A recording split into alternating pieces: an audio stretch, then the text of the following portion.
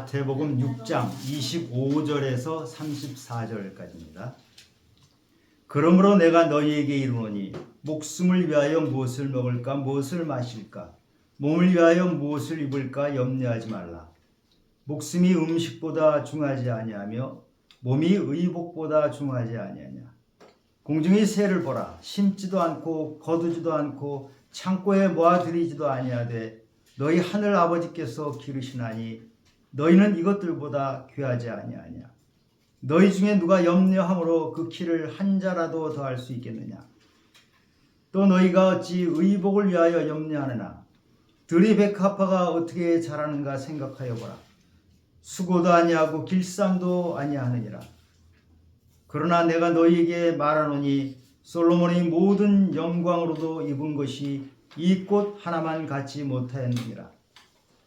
오늘 있다가 내일 아궁이에 던져지는 들풀도 하나님이 이렇게 입히시거든 하물며 너희일까 보냐 믿음이 작은 자들아. 그러므로 염려하여 이르기를 무엇을 먹을까 무엇을 마실까 무엇을 입을까 하지 말라. 이는 다 이방인들이 구하는 것이라. 너희 하늘 아버지께서 이 모든 것이 너희에게 있어야 할 줄을 아시느니라. 그런즉 너희는 먼저 그의 나라와 그의 의를 구하라. 그리하면 이 모든 것을 너희에게 더하시리라. 그러므로 내일 일을 위하여 염려하지 말라. 내일 일은 내일이 염려할 것이요 한 날의 괴로움은 그날로 족하니라. 아멘. 성경에는 염려하지 말라는 말이 여러 번 나옵니다. 염려하지 말라, 근심하지 말라, 두려워하지 말라. 그렇게 하면 얼마나 좋겠습니까? 우리는 염려하지 않기를 원하죠. 그런데 내 뜻대로 되지 않고 염려가 됩니다. 그런데 염려를 했을 때 막혔던 길이 뚫리고 일이 더 잘 되고 그럼 얼마나 좋겠습니까? 그런데 우리가 염려하는 것이 별 소용이 없다는 것입니다. 오늘 본문 27절에서 예수님이 이렇게 말씀하십니다. 너희 중에 누가 염려함으로 그 키를 한 자라도 더할 수 있겠느냐 이렇게 말씀하십니다. 염려를 한다는 것이 우리에게 도움이 안 되는 정도가 아니라 사실 염려를 하는 것이 우리 일을 때로는 방해를 하고 일이 꼬이도록 만들 때가 많습니다. 어떻게 해야 됩니까? 연구에 의하면 우리가 정말 염려해야 될 것은 우리가 지금 하고 있는 염려 중에서 8%밖에 안 된다는 것입니다. 나머지 92%는 염려하지 않아도 될 것을 염려하면서 산다는 것입니다. 그 중에 40%는 실제 일어나지도 않는 그런 것에 대한 염려고 22%는 아주 사소한 것, 별것도 아닌 것, 그렇게 영향도 없는 것을 가지고 우리가 염려를 한다는 것입니다. 건강에 대한 염려가 요즘 참 많습니다. 그것을 건강 강박증이라고 할 정도로 사람들이 건강에 대해서 염려를 합니다. 머리가 조금 지끈지끈하면 뇌종양 아닐까? 또 배가 아프면 이거 암 아닌가? 또 기억력이 조금 떨어지면 치매 아닌가? 이렇게 걱정을 합니다. 염려가 너무 심하죠. 물론 건강 염려 아무것도 하지 말고 그냥 그대로 살으라 하는 것은 아닙니다. 건강 체크를 해야 됩니다. 건강해지기 위해서 노력을 해야 됩니다. 그러나 건강에 대해서 걱정을 하는 것은 건강에 도움이 되지 않습니다. 그 스트레스 때문에 건강이 차라리 더 악화가 됩니다. 성격이 완벽주의인 사람들일수록 염려가 더 많아집니다. 내가 말실수를 하지 않았나? 내가 윗사람한테 말실수를 한 것 가지고 계속 그것이 꺼림칙해요. 그런데 윗사람은 그것이 말실수했다고 생각지도 않고 기억도 하지 않아요. 그런데 그것을 마음에 두니까 그 윗분을 볼 때마다 불편해요. 자꾸 위축이 돼요. 더 안 돼요. 실수를 안 하려고 하는데 실수는 더 많아져요. 염려라는 것이 우리를 그렇게 만듭니다. 어떤 문제를 가지고 우리가 염려를 하게 되면 마귀는 그 문제를 점점 크게 만듭니다. 문제가 커지면 문제 앞에 서 있는 나는 더 작아집니다. 그래서 문제는 커지고 나는 쪼그라들어 버진 것. 그래서 문제를 해결할 엄두를 못 내고 염려에 갇혀버립니다. 우리 출애굽기 민수기에 보면 12명의 정탐꾼 이야기가 나오잖아요.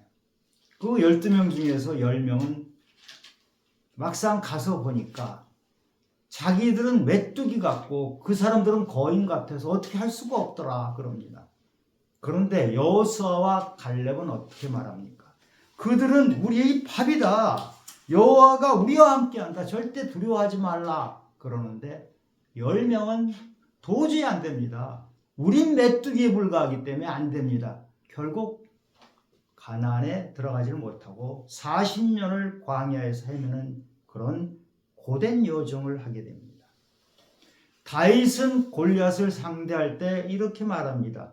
내가 들판에서도 사자의 입에서도 내가 양을 끄집어냈고 곰도 후려쳐서 물리쳤다. 저 골리앗은 그 짐승들처럼 내가 얼마든지 처리할 수 있다. 다윗은 골리앗을 이겼습니다. 이미 그 마음에 든든한 마음에 용기를 가지니까 이길 수 있는 준비가 다 돼 있는 것입니다.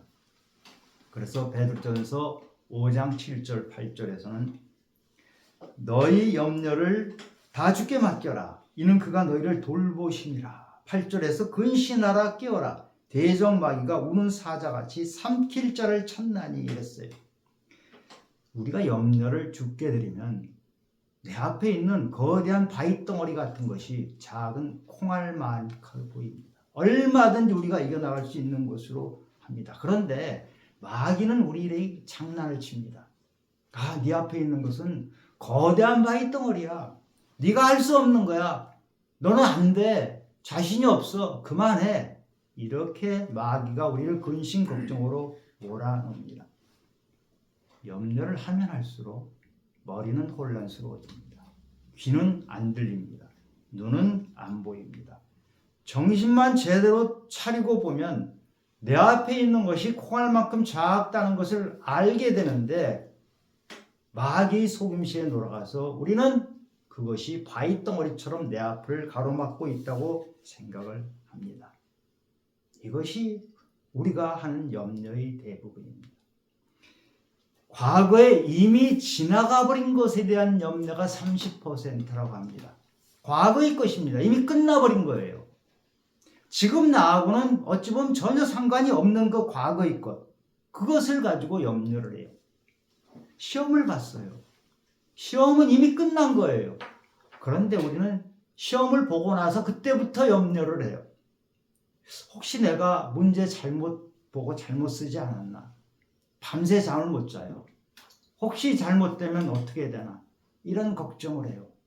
결과가 나오면 그때 준비하면 되거든요. 이 염려 때문에 머리가 아프고 힘들고 그 다음 준비를 못하게 만들어요.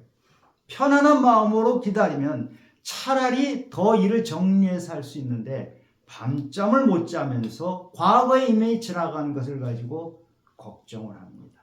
그것이 우리의 모습이죠. 그런데 다윗은 그러지 않았어요. 사무엘하 12장에 보면 다윗이 밧세바 동침에서 낳은 아이가 있어요. 아이를 낳은 지 얼마 안 돼서 애가 아프기 시작해요.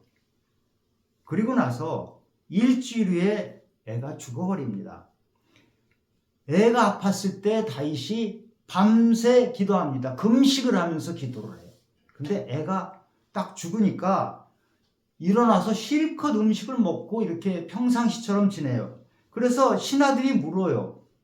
아니, 금식하고 우시던 분이, 그렇게 기도하시던 분이 애가 죽었는데 어떻게 그렇게 잘 드시고 계십니까? 이상합니다. 뒤바뀐 거 아닙니까? 그랬더니 다윗이 이렇게 답합니다.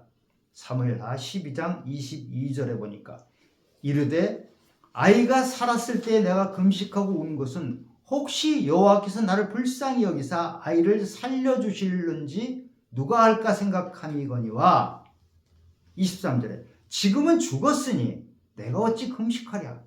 내가 다시 돌아가게 할 수 있느냐? 그 아이가 이미 죽었는데 다시 살릴 수 없지 않느냐? 나는 그에게로 가려니와 앞으로 걔를 만날 것이다. 그러나 그는 내게로 돌아오지 아니하리라. 과거에 지나간 것은 어찌할 수 없다. 그래서 먹는 거예요. 우리는 과거의 실패, 과거의 상처를 잊지 못하고 사는 경우가 참 많습니다. 이미 지나간 것, 이미 어찌할 수 없어요. 손을 떠났어요. 그런데 그것이 과거의 일이 나의 미래를 막는 장애물이 되어버려요. 과거를 자꾸 되돌아봐요. 과거는 끝난 거예요. 그런데 과거가 나를 족쇄로 묶어대고 있어요. 그래서 이사야서 43장 18절에서는 너희는 이전 일을 기억하지 말며 옛날 일을 생각하지 말라라고 말합니다. 격려해 주시는 거예요. 과거의 결핍이 지금도 결핍으로 남아있는 경우가 있어요. 예를 들면 이런 것입니다. 과거에 아주 가난했던 사람이 있어요. 어렸을 때 청년기에 너무 가난했어요. 먹고 살기가 어려웠어요. 정말 이를 악물고 열심히 해서 돈을 많이 벌었어요. 부자가 됐어요. 그럼 된 거잖아요. 그런데 부자가 됐는데 겉으로 보긴 부자인데 아직도 속에 거지가 들어있어요. 계속 돈을 추구를 해요. 이미 돈을 충분히 벌었는데도 아직도 돈에 대해서 배가 고파요. 허기가 져요. 계속 돈 하면서 살아요. 이 사람은 겉으로 볼 땐 부자지만 그 마음은 여전히 거지예요.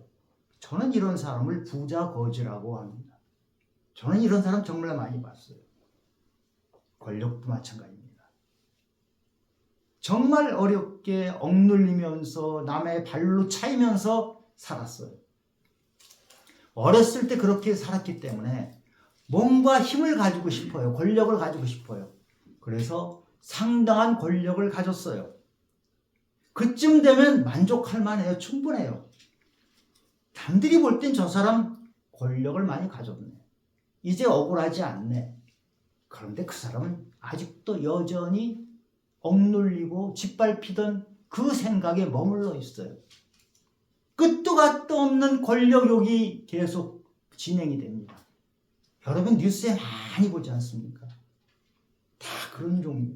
그것이 바로 인간의 모습이에요. 과거에 이미 지나가 버린 것에서 상처 때문에 지금 현재는 그 과거와는 전혀 다른 상황인데도 과거와 똑같이 살아요. 우리가 어떤 염려를 하고 있는지 잘 생각해 보면 먹고 입고 마시는 것이 대부분입니다. 요즘은 3살짜리에게 영어 과외를 시킨다고 그러죠. 그래 영어 과외를 시킵니다. 초등학교 들어가면 중학교 거를 미리 교육시킵니다. 선행학습이라고 그러죠. 대학 들어가기 전부터 대학교 과정을 어느 정도 끝내놓고 끝도 갓도 없이 이렇게 애들을 교육시킵니다. 그래서 그 애가 뭐가 되고 싶은 겁니까? 잘 먹고 잘 살고 잘 입고 그렇게 사는 것이 그 아이의 목표라고 한다면 여러분 요즘 반려견 많이 키우죠? 반려견 정말 목욕 깨끗이 시켜놓고요. 맛있는 거 줍고 옷도 입혀요. 그 반려견하고 사는 모습이 똑같다고 생각하지 않습니까? 먹고 마시고 입는 것만 목표로 사는 인생은 반려견 인생이에요. 하나님이 말씀하시거든요. 그게 아니다. 예수님께서 지금 다시 말씀하세요. 공중의 새도 하나님이 길러주고 백합화도 예쁘게 키워주고 그것이 솔로몬이 한 것보다 더 멋지지 않느냐. 내가 해주는데 너희들은 맨날 먹고 입고 마시는 것 때문에 평생을 걱정하면서 근심하면서 욕심부리면서 살고 있느냐. 이 말씀을 하세요. 저도 다른 사람하고 비슷한 인간 아니겠습니까? 저도 먹고 입고 마시는 게 너무 중요하죠. 그렇게 살았어요. 그런데 어느 날 그 염려가 한꺼번에 사라지는 경험을 했습니다. 저희 둘째 딸이 태어나자마자 중병에 걸렸어요. 뇌막염에 걸렸어요. 애가 중환자실 인큐베이터에 들어가서 어린애는 링게루를 꽂을 데가 없으니까 머리에 꽂더라고요. 그런데 의사가 저에게 하는 말이 얘는 살아날 확률이 절반입니다. 살더라도 장애가 될 가능성이 절반입니다. 그때 저는 제가 지금까지 추구했던 것, 지금까지 하고 싶었던 것을 전부 손에서 나왔습니다. 이 아이가 자라서 공부 잘하는 것 전혀 관계가 없는 그런 사람이 됐어요. 하나님, 이 아이 살려만 주세요. 이 아이 살려만 주시면 저는 더 이상 바랄 것이 없습니다. 여러분, 혹시라도 그런 경험을 하신 분들은 아실 거예요. 아들, 딸이 죽을 상황이 되고 나의 처 남편이 죽을 상황이 되고 이렇게 되면 다른 것이 눈에 보이는 것이 없습니다.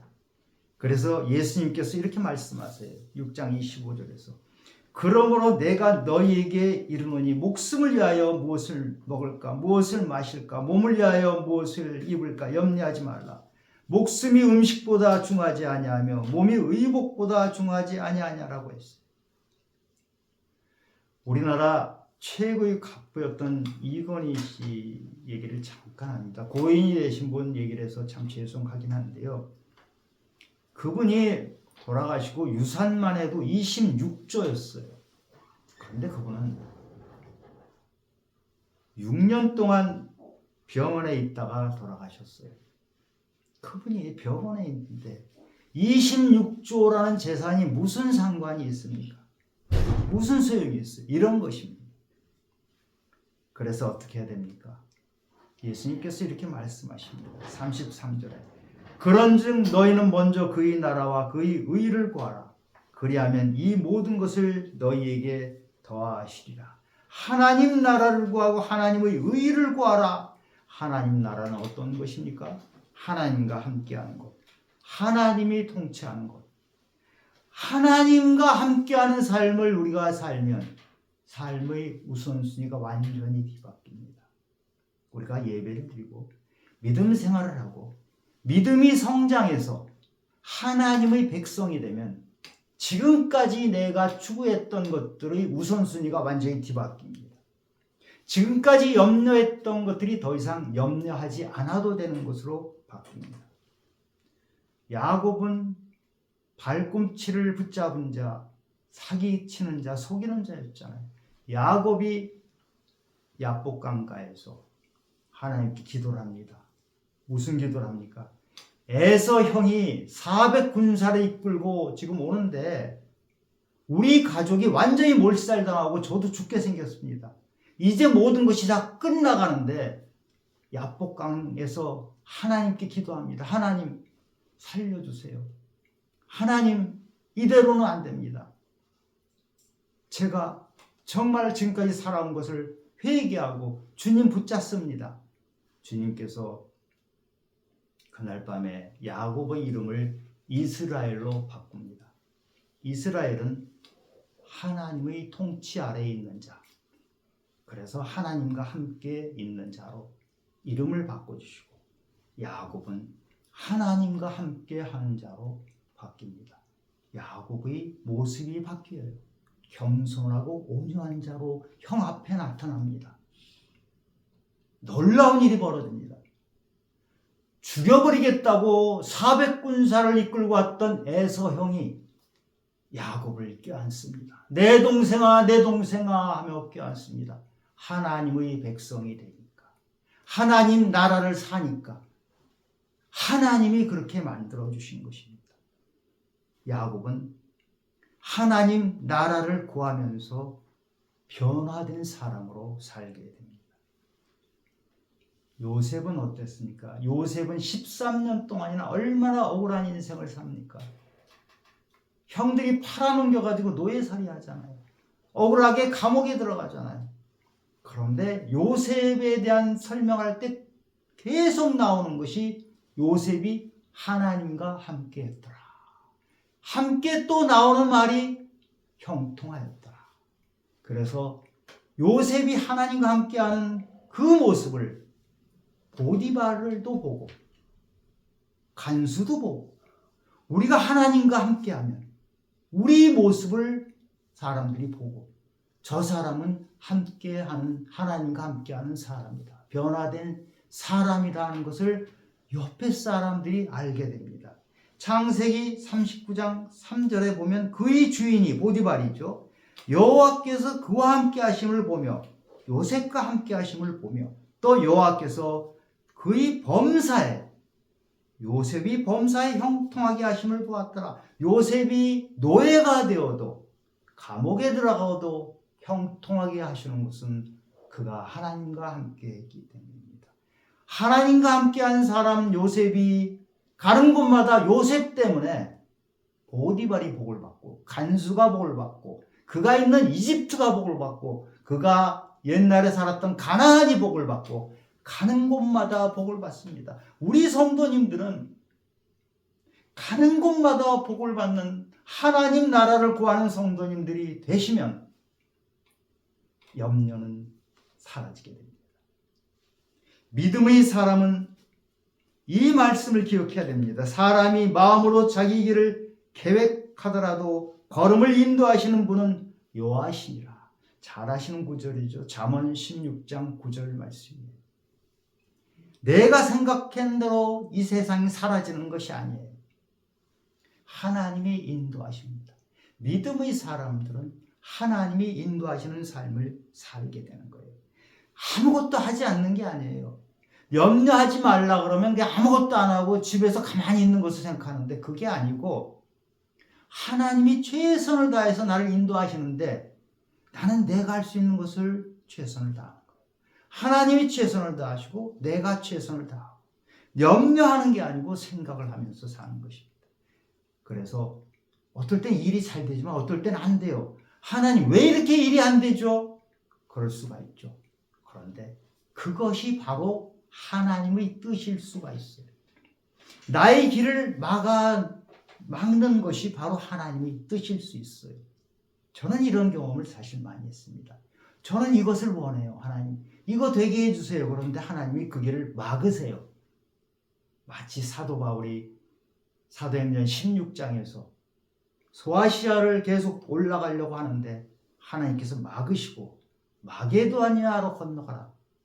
아니 저는 거기 생각도 해본 적이 없는데요. 전혀 알지 못하는 곳인데요. 그런데 그리 가라.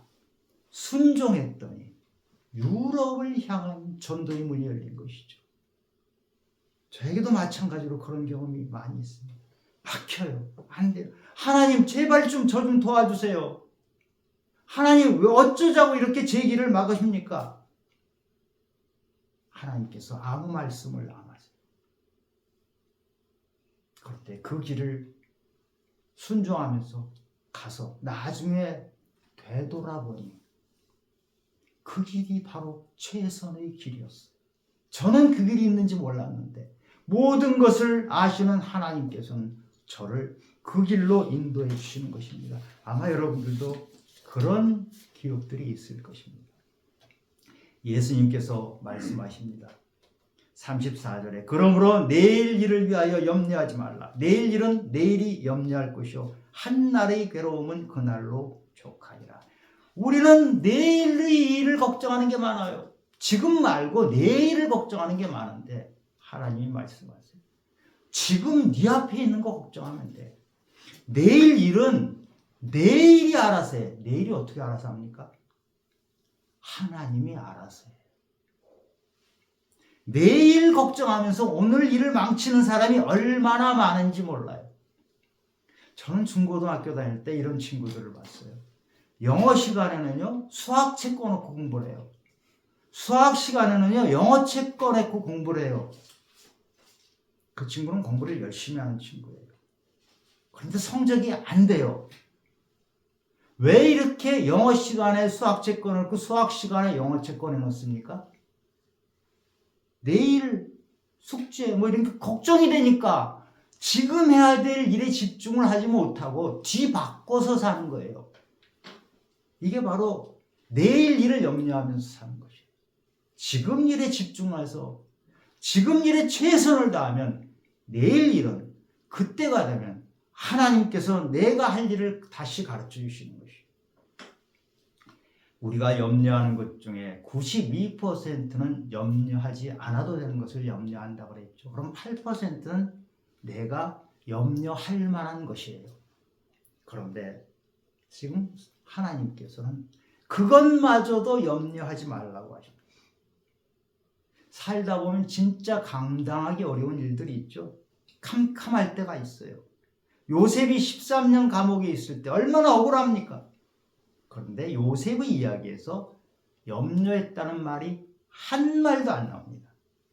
다윗이 사울 왕에게 10년을 쫓겼잖아요. 매일매일 죽음이 눈앞에 있는 삶을 살았잖아요. 그런데 그는 시편 23편에서 이렇게 말해요. 내가 사망의 음침한 골짜기를 다닐지라도 해를 두려워하지 않는다. 그러면서 뭐라 그럽니까? 해를 두려워하지 않는다. 내가 피해당할 거 걱정하지 않는다. 염려하지 않는다. 왜? 주께서 함께 하십니다. 이게 주께서 함께 하심을 믿는 자, 하나님 나라를 사는 자의 인생은 비록 10년, 20년 동안 내가 죽을 만한 고통을 당해도 주께서 함께 하시기 때문에 나는 내 인생은 담대하게 살아갈 수 있다. 먹을 것이 넉넉지 않아. 옷이 좋은 것이 없어. 그것이 나를 염려하도록 하지 못해. 왜냐? 하나님께서 나와 함께 하시기 때문에 나는 그런 것 걱정하지 않아. 이렇게 사는 것입니다. 그래서 베드로는 너희 염려를 다 주께 맡기라 그래요. 너희 염려를 그냥 주께 맡기라가 아니고요. 다 주께 맡겨라. 너희 염려를 모두 다 주님께 맡겨라. 아예 염려를 하지 말라 하면서 그 다음에 이어지는 것이 주께서 너희를 돌보심이라. 돌보신다는 것은요, 나를 이렇게 케어한다는 그런 뜻인데, 주께서 신경 쓰신다, 주께서 염려하신다, 이런 뜻이 있어요. 너희가 가지고 있는 그 염려를 다 주께 맡기면은 네가 염려하지 않고 주님이 염려해 주시오. 전능하신 하나님, 너보다 능력이 크신 하나님 염려하시는데 네가 왜 모두 염려하고 있니? 안 해도 될 염려를 왜 그렇게 하면서 사니? 이 말씀이에요. 사도 바울도 아무것도 염려하지 말라. 염려를 조금 놔둬서 8% 염려 네 거야. 8%만 해. 그게 아니고 아예 염려하지 말라고 해요. 빌립보서 4장 6절에 보면 아무것도 염려하지 말라고 그러죠. 아무것도 염려하지 말고 다만 모든 일에 기도와 간구로 너희 구할 것을 감사함으로 하나님께 아뢰라. 그리하면 모든 지각에 뛰어난 하나님의 평강이 그리스도 예수 안에서 너희 마음과 생각을 지키시리라. 너희가 하나님께 아뢰라. 아뢰면, 그런데 그냥 아뢰지 말고 감사함으로 아뢰라. 그럼 너희 마음에 평강이 찾아올 거야. 이 감사함으로 아뢰면요, 놀라운 일이 벌어져요. 감사는 어떤 능력이 있냐면 염려를 밀어내는 능력이 있어요. 감사가 염려를 밀어내면 염려가 있던 그 자리에 뭐가 차지하느냐? 평강이 찾아온다는 얘기예요. 하나님의 평강.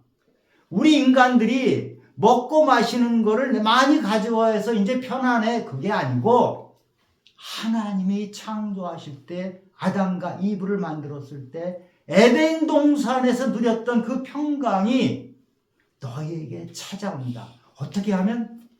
감사하면 염려 대신에 그런 평강을 누린다.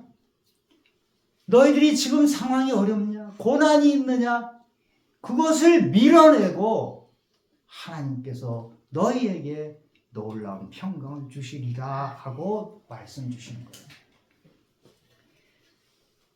제가 찬송 가사를 한번 말씀드릴 테니까 잘 들어보세요.